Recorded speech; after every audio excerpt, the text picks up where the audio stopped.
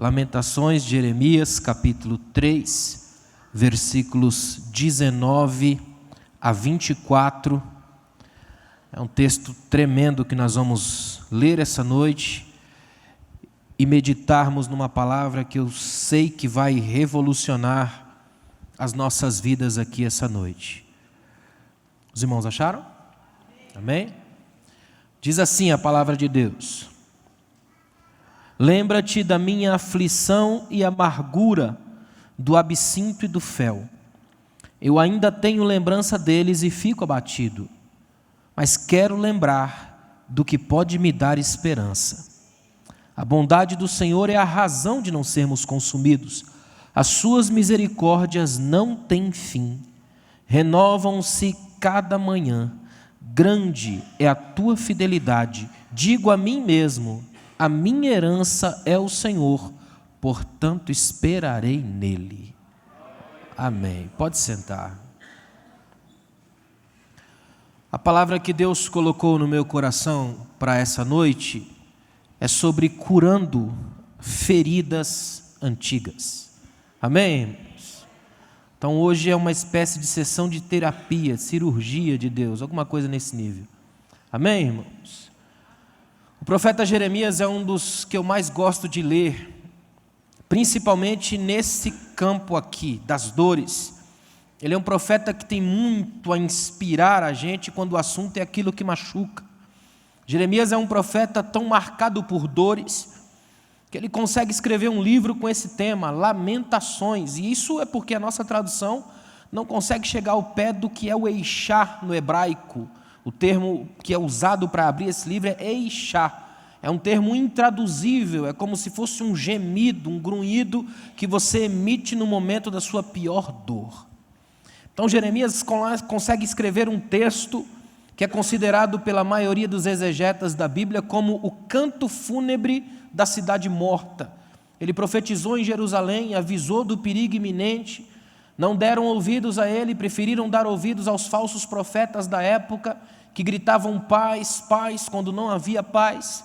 Preferiram dar ouvidos aos falsos profetas da época, que gritavam motes de prosperidade a todo momento, prometendo sarar as feridas do povo, quando de fato não o faziam. E isso acabou gerando no povo o afastamento da verdade. A Babilônia invadiu Israel, devastou a cidade. Jeremias ficou para trás, com seu rolo na mão, escrevendo aquilo que é o canto da cidade morta, onde ele vai dizer: caiu a coroa da nossa cabeça, tropeçamos debaixo das cargas de lenha. Ele escreve sobre a nação em frangalhos, só que nesse capítulo em específico, ele começa a escrever sobre si. Ele fala das dores que sente, da angústia que é como um profeta ver que Deus agiu de modo devastador na história e ele não pode fazer nada. Ele sente essa coisa machucar o peito. E ele faz nesse texto aqui uma espécie de oração das mais dolorosas da Bíblia. Orações que às vezes eu me identifico quando a crise aperta, quando a situação é crítica, é grave. Nem todas as orações são brados de vitória, a maioria delas são brados de dor. E a melhor coisa que existe para pregar sobre dor é que ninguém fica fora da mensagem, porque enquanto estivermos vivos, a dor é a palavra que nos acompanha. Não é verdade? Se você não sente nenhuma dor é porque você já morreu, não é? A gente é participante desse processo, faz parte da nossa natureza. Esse texto que eu acabei de ler para vocês, eu gosto muito de ler na versão do Eugene Peterson, a mensagem, Lamentações 3, do 19 ao 24, na versão a mensagem é extraordinário. Olha como o Eugene Peterson traduziu o mesmo texto. Nunca vou esquecer a desgraça, o gosto das cinzas, o veneno que engoli. Lembro de tudo, e como lembro, o sentimento de chegar ao fundo do poço. Mas há outra coisa que me lembro e ao lembrar, continuo agarrado à esperança. O amor leal do Eterno não pode ter acabado. Seu amor misericordioso não pode ter secado. Eles são renovados a cada manhã. Como é grande a tua fidelidade. Eu me apego ao Eterno, digo e repito, Ele é tudo que me restou. Jeremias faz uma oração desesperada, uma oração no sentido de dizer, tem momentos onde tudo o que nos resta é confiar em Deus. E a gente ou confia ou morre. Provavelmente alguém aqui essa noite deve estar nessa situação, Por isso Deus, que te ama tanto, te deu uma mensagem sob medida, exclusiva para o coração apertado aqui essa noite. Meus irmãos, a Bíblia é o livro de todos os gemidos. Se você quiser encontrar as piores dores da alma, é mergulhar na Bíblia. As dores mais agudas da nossa intimidade são tratadas em suas páginas. A Bíblia é o livro dos retorcidos. Todo mundo que botou a cara no universo foi marcado pela dor, e a Bíblia escancarou isso. Nem Jesus escapou das dores. A intensidade com que ele sofreu no Getsemane ficou para sempre registrado nas páginas das Escrituras. Viver dói, às vezes dói demais. Um dos meus livros que mais saíram no Brasil e fora do Brasil é Quando a Vida Dói. Eu me lembro que uma vez fui ministrar numa igreja lá em Natal, Rio Grande do Norte, e um irmão me pegou assim no meio da porta no final do culto, perguntou: pastor, desesperado pelo livro, e eu nem tinha um livro, que já tinha esgotado a primeira edição, só que ele pegou assim, correndo em cima de mim, a queima-roupa, e disse: pastor, estou precisando muito daquele seu livro. Eu falei: qual, irmão? Quando a alma destrói. Falei: ainda não lancei, mas pode ser o segundo da minha trilogia. É interessante como a gente vem, a gente projeta, às vezes alarga o horizonte, porque é muito forte. Todo mundo passa por isso, é parte do humano. Dores da alma costumam gerar um forte desequilíbrio nas lembranças. Esse é o nosso grande problema. Por isso que eu quero falar de feridas antigas, porque as dores da alma produzem o desequilíbrio das memórias. São as memórias amargas, são aqueles espinhos do coração. E quem sofre desse tipo de dor costuma julgar a vida toda só por uma lente. Tem gente que passa julgando a própria vida inteira como um fracasso por causa de uma lembrança ruim, que hoje aqui Deus pode ajudar a transformar. Eu acredito que Deus é capaz de ajustar até as coisas que a gente imagina, ou pensa, ou supõe. A Bíblia diz: confia no Senhor, entrega a Ele os teus caminhos, e Ele endireitará as tuas veredas. Deus é o Senhor que conhece os nossos caminhos. Amém, irmãos? Nós vivemos num mundo hoje de vidas amargas, de almas solitárias, de dias cinzas. Interessante que quando as dores da alma latejam, nenhum homem é grande, nenhuma mulher é poderosa. Quando o assunto é dor, todos somos frágeis. Eu estava pensando esses dias, você está vendo um jogo de futebol pela televisão, milhões de pessoas no mundo inteiro assistindo, e quando o cara toma uma entrada, ele não tem vergonha alguma de rolar de dor, sendo assistido por milhares de pessoas, porque a dor clama urgência. Quando ela se estabelece, ninguém é grande. Quando a dor chega, todo mundo geme, todo mundo rola, todo mundo cai. Não tem mulher mais maquiada e ajeitadinha que não grite na hora da dor do parto. A dor esbagaça, ela humilha, ela arrebenta, ela tira as nossas mais belas maquiagens. Diante da dor ninguém é grande, não há empoderamento. Diante da dor ninguém fala grosso, diante da dor todo mundo afina. E Deus sabe disso, por isso enviou o Consolador, aquele que consola a dor, para que a gente aprenda a andar na vida, e ao invés de murmurador, se transformar em adorador, aquele que adora na dor e gera para Deus cânticos de louvor, testemunhos de vida. Uma das mais dolorosas formas de dores da alma são as feridas antigas, e é delas que eu quero falar aqui hoje. E eu preciso que você interceda aí por Deus, porque uma das principais táticas do inimigo das nossas almas é disfarçar as nossas dores antigas em como se fossem apenas memórias dos nossos próprios processos naturais, fazendo com isso com que a gente se torne escravo do passado. É a sua atitude diante da sua dor que vai definir se você vai ficar o resto da vida amargurado e algemado nas próprias dores, ou vai usar isso como escola para aprender a viver melhor. E isso o Espírito Santo nos ensina aqui hoje. Ele é o supremo professor, e na escola da dor todo mundo é igual. Ainda bem, porque aí a gente pode comungar das mesmas experiências. Amém, irmãos? Eu quero mostrar algumas das que eu chamo de feridas antigas, que eu acho que são importantes. Primeiro, lembranças antigas. São feridas que parecem nunca sarar. Existem feridas na alma que parece que nunca saram. É como se você ficasse arrancando a casca da ferida de modo que ela sangra direto. São lembranças antigas, elas sangram de vez em sempre. Dia sim, dia também elas latejam. O tempo todo em cima da gente. Quem já passou por isso sabe como é que é. Elas gritam uma espécie de estranha presença. Só quem já passou por isso sabe como esse negócio é ruim. Tem gente que qualquer coisa por si só já é uma escada para as lembranças mais terríveis. Gente que não pode ouvir certas músicas, ver certas fotos, visitar certos lugares, ouvir falar de alguma coisa, sentir certos perfumes, tudo isso deflagra processos de memórias amargas na alma. É por isso que tem muita gente que não gosta de festa, não gosta de ir em congresso, não vai em ajuntamento de muita gente, tem a sensação de que todo mundo sabe, todo mundo viu e todo mundo vai falar. É a síndrome de réu, emparedado na vida, encaixotado na existência, tem medo que alguém destaque ele no meio da multidão. Só que aqui não existe multidão, está só você e Deus. Ele está olhando diretamente para você, e não é para te destruir, te detonar, é para te amar. O nosso Deus nos ama com o pacote completo. Perto dele a gente pode chegar todo abatido, detonado, cheio de feridas e oferecer a ele, porque ele é o ferido que cura as feridas, causa em nós a libertação daquilo que tanto oprime, que tanto enoja a vida da gente. Eu queria que você saísse daqui hoje com uma certeza feliz. Não existe nenhuma ferida na nossa alma que Jesus não saiba como curar.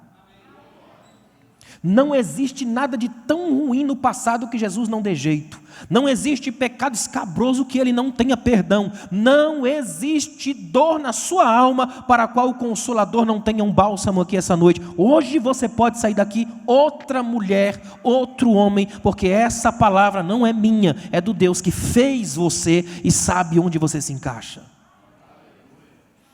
Agora, tem feridas que elas, dentro das lembranças antigas, parecem que são marcas que a guerra da vida fez questão de deixar. Quer ver? Por exemplo, palavras devastadoras. Certas palavras são malignamente tatuadas na alma. Elas ficam tão profundamente gravadas na gente, não apenas pelo conteúdo, mas principalmente por quem falou e pelo momento em que foram ditas.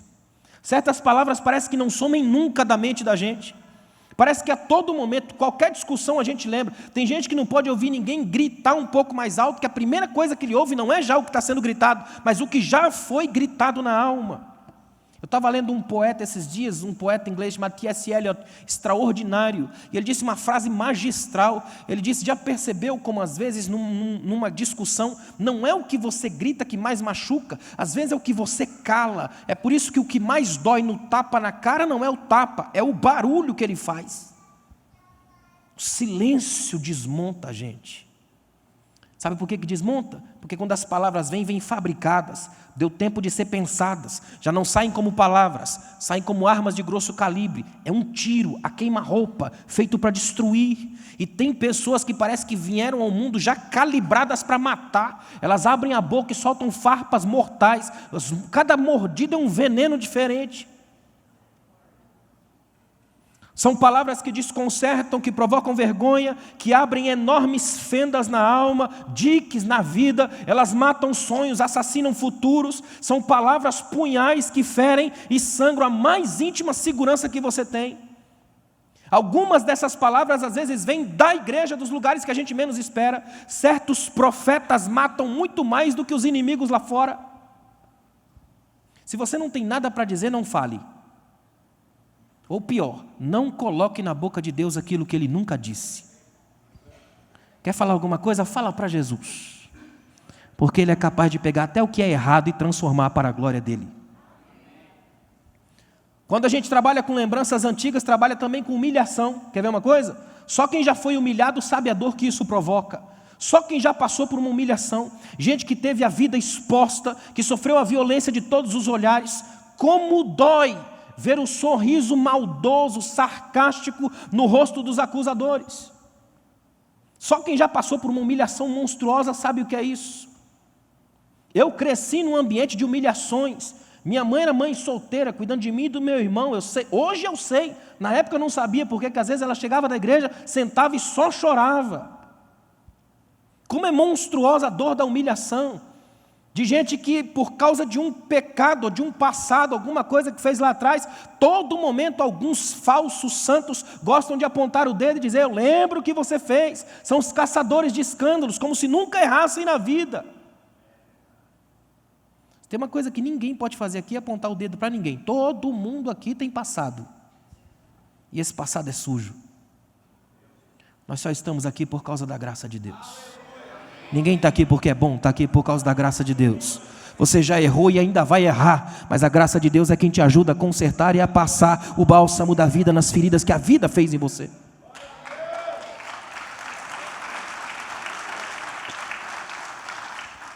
Quem já foi humilhado, quem já foi exposto à mídia, aos monstros ou à multidão, sabe bem como é que a alma fica em pedaços, em frangalhos. Interessante que a palavra humilde, humilhação, humilhar, todas essas variantes textuais da palavra vêm de humus no latim, que significa pó, chão. Interessante, só quem já foi humilhado sabe bem o gosto do pó. Se tem uma coisa que eu amo nas igrejas por onde passo, é a convivência com pessoas que já foram humilhadas na igreja. Eu amo esse tipo de gente. Eu gosto de gente que já foi enxovalhado em público, que foi acusado de pecado. Esse povo te ama a qualquer momento. Você pode confessar os mais escabrosos pecados que eles te abraçam. Eles já estiveram com a cara no chão e a bota do sarcástico sobre a cara. Eles sabem como é ser acusado. Você já teve a alegria de conversar com alguém que já foi acusado nas igrejas? Você pode falar qualquer coisa que eles te abraçam, oram por você, clamam a Deus com você. Agora, fuja dos religiosos insensíveis. Eles acham que nunca vão pecar, que nunca pecaram. Eles fazem caras e bocas de santo, quando na verdade escondem no fundo falso da vida todos os pecados que nunca tiveram coragem de confessar. Porque a Bíblia diz que quando você confessa e deixa, alcança misericórdia. E no texto que nós lemos, Jeremias diz que as suas misericórdias não têm fim. Olha que coisa tremenda, não tem fim. É possível você poder voltar aqui hoje para um novo começo diante de Deus. Tem mais uma coisa nas lembranças antigas, são acusações injustas. A injustiça costuma deixar um gosto amargo na boca de quem já sofreu seus ataques. Quem já foi acusado injustamente sabe como é que fica a cabeça. Uma mistura louca de sentimentos, raiva, dores agudas, choro nervoso, protesto. Tem coisa pior do que você ser acusado de uma coisa que não fez. Acusação injusta. Aliás, é bom lembrar que acusador é o principal serviço de Satanás na Bíblia. Os seus agentes ainda são especialistas em destruir vidas a partir de acusações injustas, infundadas e impiedosas. Olha, escuta uma coisa aqui, ó, se você não puder ser um agente de transformação na vida de alguém, não seja um agente do inferno. Se você não puder levantar quem caiu, não termina de derrubar. Se você não puder abraçar alguém, também não mate estrangulado. Se você não puder apontar o dedo para cima, não aponte na cara de ninguém. Peça hoje para o Espírito Santo te dar a alegria de enxergar todo mundo aqui, ó, debaixo da mesma graça, do mesmo céu, da mesma vida, na mesma lógica da fé, caminhando com o Senhor, porque é Ele que anda com a gente na vida. Existem muitas outras formas de lembranças antigas e todas elas deixam suas marcas nas nossas almas. E se elas não forem tratadas, elas podem matar. Escuta uma coisa aqui, ó. Lembranças antigas podem gerar o câncer da alma, a vingança, o ressentimento, a amargura crônica que nos impede de desfrutar da alegria de viver. Quando você está injuriado com tudo e com todos, todo mundo vira ameaça. Até as pessoas que querem estar perto para te ajudar, para você, passam pela ótica estreita de quem está querendo entrar na sua vida. Você chama qualquer um de enxerido, de complicado. Até que o Espírito lave os seus olhos e você perceba que Deus sempre cerca a gente de alguém. Uma coisa linda da fé cristã é que sempre tem alguém para abençoar a gente. Nos piores momentos da minha vida, junto com a minha esposa, vindo do campo missionário, abandonados pela igreja, arrebentados num canto em São Paulo, sem nada e nem ninguém, Deus levantou uma mulher, esposa de um pastor, que foi uma verdadeira mãe, um anjo de Deus para nós, no pior momento da nossa vida. A gente olhava um para o outro e dizia, graças a Deus que a irmanice existe. Mas aí, como todo crente parece que nasce para sofrer de vez em quando, a irmã morre num acidente. A gente quase morreu junto. Mas Deus nunca deixa a gente sozinho. Palavra de Deus para você e para você que está na internet. Deus nunca te deixa sozinho, nunca. Deus sempre tem alguém perto de você. Pode ser sua irmã, seu pai, sua mãe, pode ser um irmão daqui da igreja, alguém do lado ali. Alguém sempre vai ser o agente de Deus para tocar suas feridas. Sempre tem um samaritano no meio do caminho para não te deixar morrer, porque Deus não tem prazer na sua morte. Ele quer te levantar, acertar a sua história, aparar as arestas. Aliás, Ele nos trouxe aqui essa noite para fazer isso. Esse é o trabalho exclusivo de Deus. Apesar de tudo isso que eu falei até aqui, eu tenho uma notícia que para mim é a grande notícia. Por causa de Jesus, as nossas lembranças antigas mais dolorosas podem ser curadas. Jesus prometeu e fez em nós essa transformação de dentro para fora. Quando é que ele fez isso? Na cruz. A cruz é o ponto da virada, porque lá na cruz Jesus transformou a nossa relação com o passado e com as suas dores. Por causa da cruz é possível ser feliz de novo.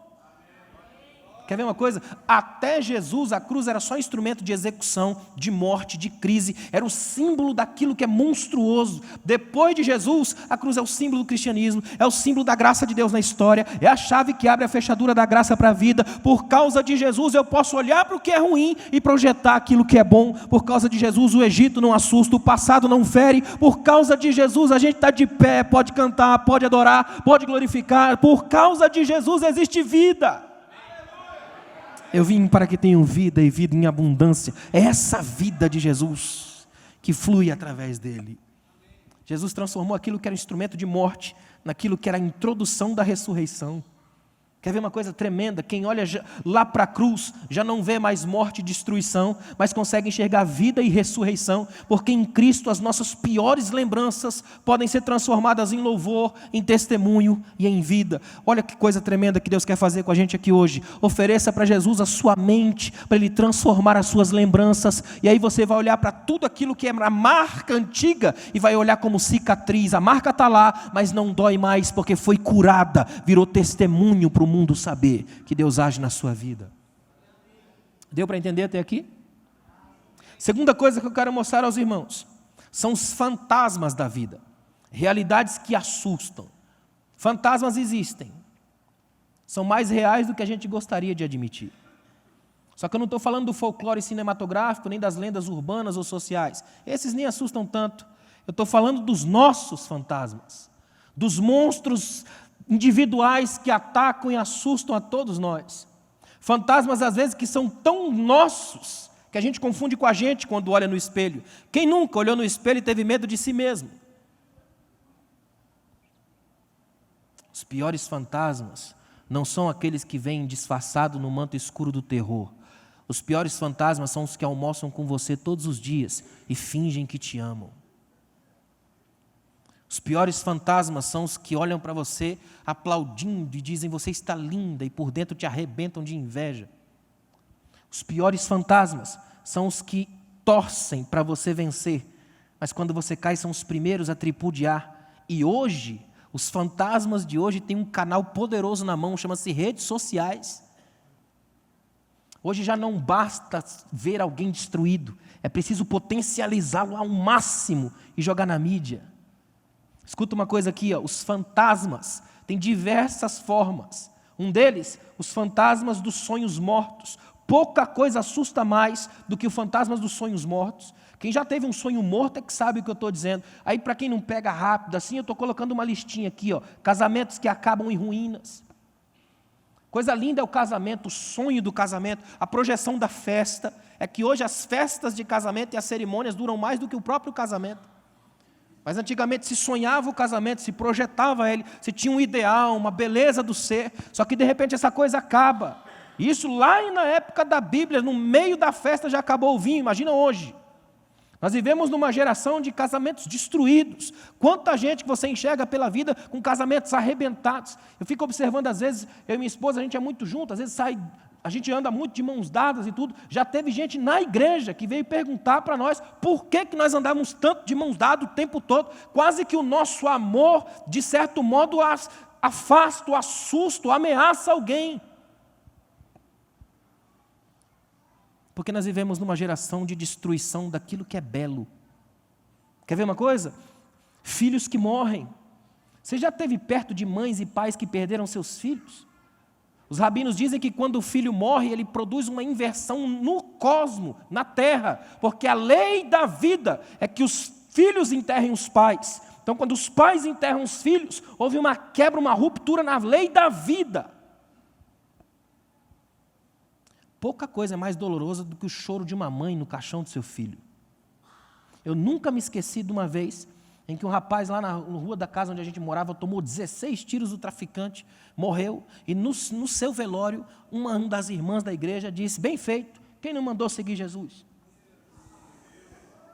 Esse é o pior tipo de religião que existe, é o Talibã gospel, a Al-Qaeda divina. São os Bin Laden sagrados. E eles estão nas igrejas. Toda vez que você sorri do fracasso de alguém, você é um demônio. Deus nos chamou para sofrer a dor do mundo, para que a gente possa dar a eles a boa notícia. Só quem sente o impacto da notícia ruim é que celebra a boa notícia. Lembra aos irmãos que evangelhos são boas novas e o mundo já está cansado de coisas velhas. É preciso lembrar ao mundo que é possível ser feliz, que a graça de Deus está no mundo, que é possível ter vida, que sonhos podem nascer, se desenvolver e ser realizados, sem precisar passar pela agonia da morte dos sonhos. É possível falar para o mundo que é possível viver de novo. Olha que interessante, ó, a falência que vem arruina tudo. Não é à toa que de vez em quando a gente vê aí um grande empresário extraordinário se jogando de sua cobertura magnífica. Quer ver outros sonhos mortos? Ministérios destruídos por algum escândalo. Se tem um negócio que machuca profundamente, a gente acompanhar alguém como referência do ministério, como eu tive alguns, e de repente você ouve a notícia de que o indivíduo foi pego num flagrante escândalo. E acaba com tudo, e leva uma monte de gente junto, porque arrasta uma multidão. Decepção, por exemplo, os fantasmas dos sonhos mortos, eles nascem também com a pecha da decepção, a decepção com os filhos, com a vida, com Deus. Tem muita gente na igreja decepcionado com Deus, porque entende Deus pela cartilha do toma lá da cá, e ele não age assim. Então, quando ele não cumpre a sua parte, como a gente tanto queria, o cara fica frustrado com Deus. Quando você vai atrás de falsos profetas, falsas igrejas, vendedores de Deus, comércio gospel, você fica esperando que Deus haja dentro da lógica do comércio, ele não age. Ele é soberano, ele age quando quiser, do jeito que quiser, na hora que quiser. Isso às vezes esmaga as nossas pretensões. Sonhos mortos também matam. Os zumbis da vida são aqueles que acordam todas as manhãs com o gosto amargo da frustração. Eles vivem fantasiando o som bem fraco dos aplausos que nunca tiveram. Tem gente que entra nas igrejas, por exemplo, eles ficam desesperados. Por que acontece tudo com todo mundo e menos com a gente? Quando a gente sofre, a gente tem a tentação de achar que só a gente sofre. Isso não é uma coisa só nossa, isso está na Bíblia. Elias, por exemplo, chegou para Deus e falou, Senhor, fechou o ministério profético, eu vou morrer aqui. Deus falou para ele, Elias, não tem só você, ainda tem 7.000. É que quando a gente sofre, a gente acha que sofre mais do que todo mundo. A gente acha que a nossa dor é maior do que todo mundo. A gente acha que ninguém nunca, jamais na história passou pelo que a gente passou. E às vezes é só uma coisa pequena, mas a gente não nota, porque o nosso universo é menor do que a nossa capacidade de se perceber nele. Olha que interessante, tem outros tipos de fantasma, e agora eu vou aprofundar um pouquinho mais. Por exemplo, um dos fantasmas que mais assustam são os fantasmas de algum abuso. O fantasma dos abusos ataca todos os dias, em todos os lugares e em todas as igrejas. Eu fiz uma listinha. Quem já foi alvo de algum abuso, qualquer um, sente um enorme peso na alma, anda na vida como se estivesse algemado, sonha correndo nu, às vezes pela rua, aí acorda com aqueles olhares maldosos e sorrisos, com asfixia, taquicardia, desesperado. Os abusos costumam abrir uma fenda bem no meio do peito. Quer ver? Abuso sexual é a dor da intimidade invadida, de gente que foi invadida, às vezes ainda quando criança, de que sofreu uma violência tão monstruosa que marca o resto da vida, e a gente não consegue mais sair disso, essa coisa se repete a todo momento, e qualquer ato de carinho é visto por essa lente. Tem abuso social, gente diminuída como se fosse coisa. Abuso social acontece o tempo todo. Quantas vezes você já viu essa história? De que a pessoa entra numa loja, é mal atendida pelo vendedor, pela vendedora, que supõe que ela não tenha dinheiro para comprar, e só de raiva a pessoa vai e compra a loja inteira e demite a vendedora. Isso acontece direto. Isso é só um pequeno caso do abuso social. Tem mais, tem um abuso político. A história da nossa nação pode ser contada pelos abusos políticos de tempo em tempo. E nós estamos num ano eletivo, imagina. Jesus disse que tem uma casta de demônio que só sai com jejum e oração. E tem uma que só sai com voto. Você vai fazer isso agora esse ano. Tem o abuso profissional, não tem?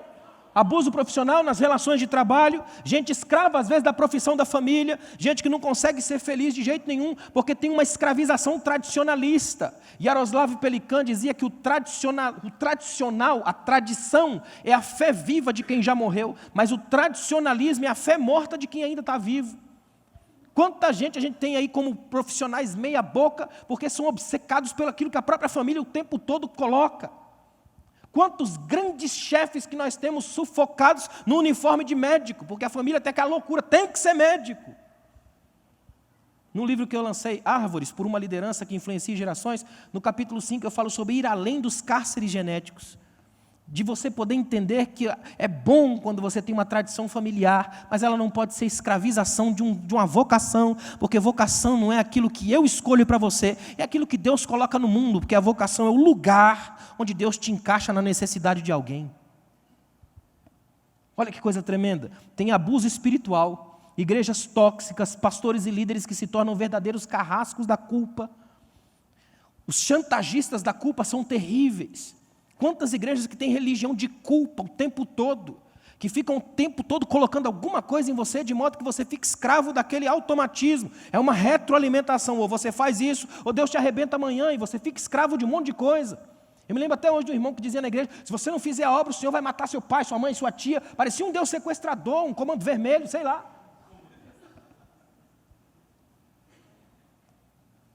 Abuso é o uso destruidor do outro.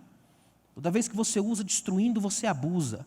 É algo tão diabólico que aprisiona, gerando medo, e um medo tão forte de viver, que pode levar ao suicídio. O suicida não tem medo da morte, ele tem medo da vida. Por isso encara a morte para sair da vida. Existem pessoas tão fortemente marcadas por lembranças de abusos que mesmo sem perceberem, tornam-se abusivas. Agora presta atenção nisso, é gente que briga com tudo e com todos, é gente que grita demais a todo momento, repete freneticamente suas qualidades e conquistas só para disfarçarem o seu medo de que as feridas apareçam, vulnerabilidade. Você já viu gente que toda vez que você vai na casa conta a mesma história de como venceu, como fez, como conquistou e tal, e você fica, tá bom, irmão, já sei. Porque tem gente que precisa mostrar que conseguiu, porque tem medo de que as pessoas saibam que se fosse hoje, já não conseguiria. Não são poucos os que tentam disfarçar suas dores, causando dores em alguém. Sabe qual é a coisa mais complicada do fantasma da vida? É que às vezes a gente vira fantasma de alguém. A pergunta de Deus hoje para você é, quando você que é casado, quando chega em casa, chegou o fantasma da família ou a bênção da casa? Você é daqueles que assassina sonhos ou semeia horizontes? Você é daqueles que quando chega no lugar, o lugar floresce ou as flores murcham? Você já viu gente? Tem gente que é tremendo. Quando chega no lugar parece que chegou uma luz, acende. Já tem gente que quando chega a gente já procura uma saída de emergência, não é? De que nível é você no relacionamento hoje? Eu fiz questão de ser bem complicado até aqui, ser difícil. Porque quanto mais estranho você sentir essa má notícia que eu trouxe de lá até aqui, fica mais feliz para receber a boa notícia que vem agora. Graça. Guarda essa palavra no seu coração. A graça é o remédio que Deus usa para sarar qualquer lembrança. A graça é o remédio que Deus usa para sarar qualquer memória, qualquer passado, qualquer vida. A graça endireita qualquer tortuosidade. A graça limpa qualquer lágrima. A graça tira o nó de qualquer garganta. A graça põe de pé qualquer aleijado. Pela graça sois salvos, e isso não vem de vós. É dom de Deus. Se não fosse a graça, ninguém estaria aqui. Nós somos milagres da graça. A graça de Deus é o remédio para todas as piores lembranças. É ela quem transforma o nosso pranto em dança. É ela quem transforma os nossos choros e lágrimas em júbilo. É ela que transforma lamento, como Jeremias, em esperança. Eu sou um produto da graça. Eu amo falar da graça. Nunca me canso da graça. Assim como ninguém cansa da manhã. Porque a graça está lá todos os dias. Ela foi o sol que Deus colocou na história da vida da gente. Quer ver uma coisa tremenda? Para cada alma ferida, machucada, agredida, ameaçada, a graça tem o bálsamo exato, a cura e a transformação. Aí eu fiz uma lista também. Pela graça, Jacó tornou-se Israel, príncipe de Deus. Homem que tem um caminho de tortuosidade, de crise, de problema, angústia para todo lado, problema na família, problema com o irmão, problema com o pai, ele vive numa paranoia de parecer com o irmão. Qual é o teu nome? Eu sou Esaú. Ele tem problema o tempo todo, até encontrar com a graça. Quando dá de cara com a graça, assume que é Jacó. Quando assume que é Jacó, sai mancando, mas sai Israel. A graça faz a gente olhar no feio que a gente é, para que o belo de Deus seja refletido em nós. Pela graça, José se tornou símbolo de perdão e cura na família. José é um homem, irmãos, eu tenho estudado muito sobre José, porque eu amo a história dele, e algumas perspectivas dele me encantam tremendamente. E esses dias eu vi uma coisa, num dos textos que eu estudava sobre José, que isso saltou à vista. Olha que coisa extraordinária. José foi um homem que tinha tudo para reproduzir o padrão familiar, para entrar na lógica da sina. Eu nasci assim, vou gerar o mesmo produto. Ele não. Ele teve um monte de irmãos, foi vendido como escravo, como uma mercadoria qualquer, abandonado no Egito para morrer. Só que o que ele faz? Ele educa os seus 2 filhos de modo tão espetacular, que o avô, na hora de abençoar, troca a mão e os filhos não ficam com raiva um do outro. Os meninos de José não brigam. José ensinou o perdão entre a família, curou a própria história, porque quem tem a graça de Deus quebra o automatismo da miséria. Se todo mundo na sua família se arrebenta, você chegou para ministrar paz. Se no quintal da sua casa só tem morte, você chegou com a bandeira da vida. Se no seu passado tudo deu errado, a partir de você tudo vai dar certo, para a honra e glória do nome de Jesus Cristo, nas páginas da sua vida. É preciso entender isso. Pela graça, Raabe, a prostituta, tornou-se uma heroína da fé. Irmãos, uma coisa que me espanta, é espantoso, é saber que Raabe, mulher objeto, prostituta, se prostituta hoje já é complicado, imagine em Jericó dessa época. Raabe é mulher com memórias sexuais terríveis, de abusos monstruosos. Mulher que sofria violência de todos os tipos. Sabe onde é que ela para? Lá em Hebreus, capítulo 11, versículo 31. Ela está lá, na galeria dos heróis da fé. Pela graça, ninguém é sujo o suficiente que Deus não possa abraçar. Eu me lembro de uma história que um pastor contou para mim, que mexeu demais comigo. Ele contou que um pastor, um dia foi para a ceia, o culto de ceia, e eles tinham um costume na igreja, como lá no Ceará, onde eu fui missionário, eles têm esse costume. O pessoal, quando é culto de ceia, ou vai todo de branco, ou vai de branco e vinho, até bonitinho, os crentes andando e tal. E aí ele foi todo de branco, terno, camisa, gravata, até o sapato estava de branco. E ele foi para o culto de ceia. Só que olha que interessante, ele conta que esqueceu alguma coisa e teve que voltar para buscar. E nisso, seu filho, 10 anos de idade, 8 anos, se não me engano, estava brincando na lama, todo sujo, dos pés à cabeça, coisa de criança. E quando o pai encosta o carro que desce, o filho foi correndo para abraçar o pai. A mãe da porta gritou: "Não faz isso, menino!" O pai abaixou, abraçou o filho bem apertado, até sujar bastante. E no ouvido do menino disse: "É assim que Deus nos recebe." Ele te recebe assim aqui hoje. Hoje você pode chegar perto de Jesus porque Ele te recebe. Hoje você pode chegar perto de Jesus porque Ele te recebe. Ele não olha se você está sujo, Ele olha o quanto você pode brilhar depois de limpo. E essa palavra pode te limpar aqui hoje. Jesus trouxe você aqui para limpar você dos próprios angústias do passado, dos monstros que te assustam todos os dias. Pela graça, Sara, Ana, Raquel tornaram-se mães. A graça quebrou a cadeia da esterilidade. Uma coisa linda na Bíblia é que grandes mulheres da Bíblia entram na Bíblia pela via do problema. Elas são estéreis, mulheres da vergonha na sua época. Só que Deus abençoa a madre. O que eu gosto da graça é isso, ela podia facilitar. Pega uma mulher que já dá a luz. Não, ela pega aquela que é estéril. Só para mostrar que a graça entra na impossibilidade. Só para mostrar que a graça vai limpar quem jogou todo mundo na vitrine. Coisa tremenda é saber que a graça está em nós. Olha que tremendo. Pela graça, Davi, com todas as marcas do passado, tornou-se o homem segundo o coração de Deus. Ô, gente, sinceramente, eu pesquiso muito a vida de Davi, porque eu sou apaixonado pela vida de Davi. Quando você olha na história de Davi, o que você mais encontra é pecado. A história dele pode ser descrita de intervalos de pecado. Eu tenho certeza que Davi seria enxovalhado de muitas das nossas igrejas. E aí Deus olha para ele e diz aí, o homem, achei Davi, olha a frase de Deus, achei Davi, homem segundo o meu coração. De um lado você tem Davi, pecador, complicado, difícil, mas se tem uma coisa que Davi não suporta é ficar longe de Deus. Quando ele percebe um vácuo de ausência divina, ele fica desesperado. Ele clama: Senhor, devolve a alegria da sua salvação, não retires de mim o teu Espírito Santo. Então do lado você tem Davi, pecador, complicado, mas não consegue ficar longe de Deus. Do outro lado tem Deus que não peca, que não gosta do pecado, mas que também não fica sem Davi. Percebe a dinâmica? Eu peco, mas não te largo. Eu não gosto do pecado, também não te deixo. A gente vai viver a vida toda, porque o nosso coração é igual. É uma santa teimosia. Deus não desiste de quem não desiste de Deus. De quem está aqui hoje para dizer: eu tenho certeza de que eu errei, mas que o Espírito Santo vai me abençoar e vai me ajudar a não errar mais, a levantar a cabeça e caminhar firme. Pela graça, Pedro foi perdoado. Essa é a grande diferença entre Pedro e Judas. Um tem arrependimento, o outro remorso. Remorso mata, arrependimento leva para Jesus. Graça que perdoa.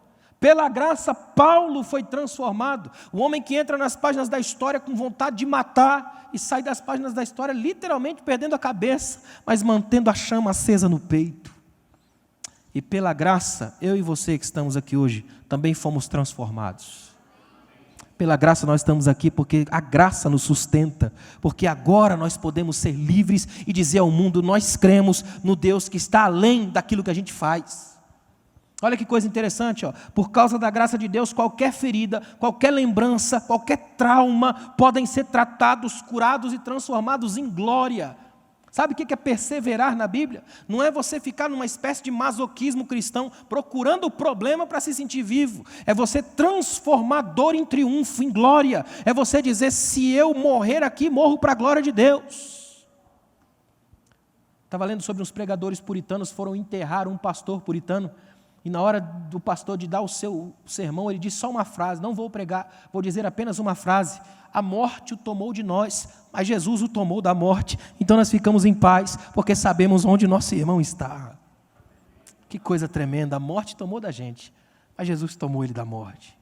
Ser cristão não é você morrer e ir para o céu, ser cristão é você ir para o céu antes de morrer. Você já vai experimentando a glória aqui. É por isso que a gente canta. É por isso que a gente celebra. A graça de Deus não cobra de mim aquilo que o mundo tanto cobra. Ela me liberta para ser o filho amado que Deus quer que eu seja. Escuta uma coisa aqui, ó. Eu queria muito dizer isso aqui para você essa noite. Tudo o que eu mais quero hoje é que você saia dessa noite aqui com uma única coisa na sua cabeça e você não guardar mais nada. Você é a filha amada do Pai. Você é o filho amado do Pai. Jesus não está procurando a sua credencial, Jesus não quer saber quanto você tem na conta bancária, não interessa para Jesus se você tem carro ou se você veio a pé, o que interessa para Ele é que você é a filha amada do Pai, você é o filho amado do Pai, e não tem nada que possa te separar do amor de Deus que está em Cristo Jesus, nosso Senhor. Você é amado por Jesus aqui hoje. Você é amada por Jesus num nível que você não consegue imaginar. Não dá para prever, não dá para chegar. Santo Agostinho escreveu que se a gente juntasse todo o amor de todas as melhores mães do mundo, junto com todo o amor de todos os melhores pais do mundo, colocasse todo esse produto de amor num único coração, ainda não teríamos uma pálida sombra do quanto Deus é capaz de nos amar. Ele nos ama como se houvesse só um para Ele amar. Esse amor aqui, ó, é um amor tão tremendo que a gente tem dificuldade de acreditar que ele exista.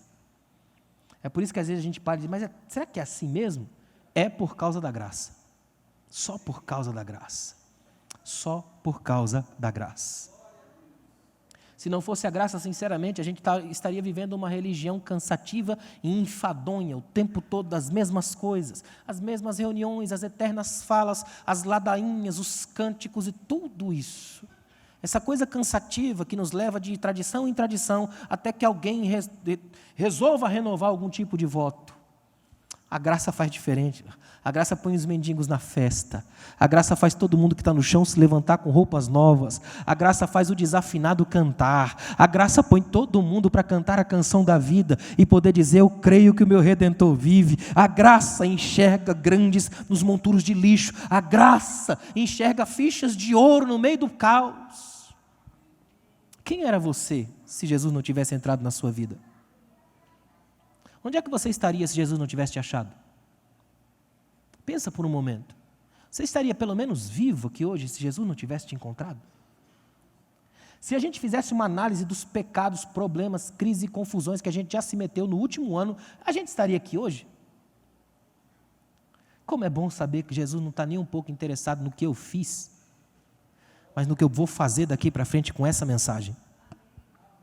Será que essa mensagem encontra um lugar no seu coração capaz de mudar suas atitudes? Será que hoje você é capaz de tomar a decisão das decisões?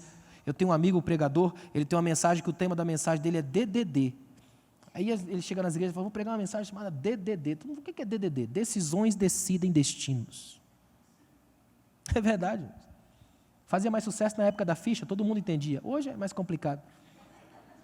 Mas é importante saber que não interessa o tempo, a época ou o lugar. Interessa que a graça de Deus está derramada sobre a nossa vida hoje. Fica de pé, por favor.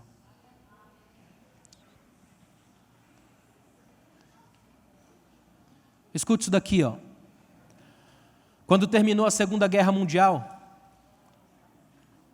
acharam um texto escrito nas paredes de uma cela de um campo de concentração nazista. Olha o que o texto dizia: creio no sol, mesmo que ele não brilhe. Creio no amor, mesmo que ele esteja oculto. E creio em Deus, ainda que ele esteja em silêncio. Creia no seu Pai. Eu quero fazer um convite a você. Se você sentiu seu coração tocado pela graça de Deus aqui, eu sei que sentiu. Não interessa quais são as feridas da sua alma, os fantasmas que estão aí. E se você quer hoje que Jesus te dê um abraço daqueles de tocar sua alma, mudar a história da sua vida, vem até aqui à frente, eu quero orar com você. É uma oração capaz de mudar a história da sua vida, disso eu tenho certeza, porque há um Deus capaz de mudar tudo. Ele é o Senhor da vida, Ele conhece você, Ele sabe seu nome, sua história, seu RG, CPF, Deus sabe como você se molda, onde você se encontra, as pessoas que você tem ao redor de si, Deus conhece tudo. Vem aqui em nome de Jesus. Jesus quer sarar as feridas da sua alma hoje. Ele quer mudar a história da sua vida de um modo que nem você imagina. O nosso Deus é o Pai de amor. E tudo que Ele faz é perfeito. Perfeito. Não há absolutamente nada de errado com você. É o mundo que está errado. É o pecado que está errado. Isso suja a nossa vida. Tira a nossa visão. Aí hoje Jesus te trouxe aqui para dizer para você: filha, eu te amo tanto. Filho, eu te amo tanto. Eu te amo tanto que eu permiti que você passasse por tudo isso, para você ser essa moça que é hoje, esse homem que é hoje. A graça de Deus está revolucionando a sua vida aqui hoje, creia nisso. Eu acredito muito nessa operação do Espírito que há aqui agora. É o Espírito que trabalha nas convicções, Ele mexe profundamente a partir da palavra, sem manipulação de auditório, sem emocionalismo, sentimentaloide, nada disso. Pura graça. Aquilo que eu não controlo, não domino. Meu limite é ser o canal auditivo, mas a palavra diz que ela vai além, nas juntas e medulas. Medula é o tecido que enche a cavidade do osso. É a palavra indo no osso do osso, na essência, nas estruturas mais íntimas e nuas. O Salmo 103,14 diz que Ele conhece a nossa estrutura e lembra de que somos pó. Jesus, obrigado, Pai. Jesus, cada pessoa que está aqui hoje, Pai, olha com teu olhar de amor, Pai. Eles vieram até aqui à frente com um único objetivo, Senhor: sair daqui ainda mais mergulhados em teu amor, transformados. E eu creio nessa palavra que preguei, acredito que ela pode atingir, transformar, ela pode quebrar cárceres, ela pode colocar de pé quem está rastejando no chão da própria miséria, da vitimização. O Senhor sabe o passado dessa mulher, o passado desse homem. O Senhor sabe as decisões, as escolhas equivocadas, aquilo que a família pensa dela, dele. Hoje estão aqui porque o Senhor trouxe, Jesus. Tu és o Senhor que pode apagar da memória aquilo que é amargo, rancoroso, ruim, aquilo que destrói, os venenos que matam. Derrama agora, Pai, o bálsamo da Tua graça, aquilo que vem para limpar, para lavar, que essa moça durma em paz hoje, sem precisar de remédio para dormir, Pai. Entra no coração, Jesus, abraça profundamente essas vidas, que ninguém saia daqui sem ser totalmente transformado, revolucionado. Que a Tua graça, Pai, a multiforme, soberana graça, desça sobre cada vida, abrace, inunde, encharque cada coração. Ah, Jesus, que a gente saia daqui hoje andando num chão de novidade, numa nova vida, numa nova história, novas perspectivas. Que tudo seja novo. Obrigado, Jesus. Obrigado, Jesus. Agradeça, Jesus, pela sua vida. Faça 1 minuto de adoração, de gratidão a Deus. Só agradeça. Agradeça a Ele. Senhor, obrigado. Obrigado pela minha vida. Obrigado por esse dia. Obrigado pela essa mensagem. Obrigado por cada lágrima que eu derramei. Obrigado por cada problema que eu passei. Por cada memória amarga que eu tive.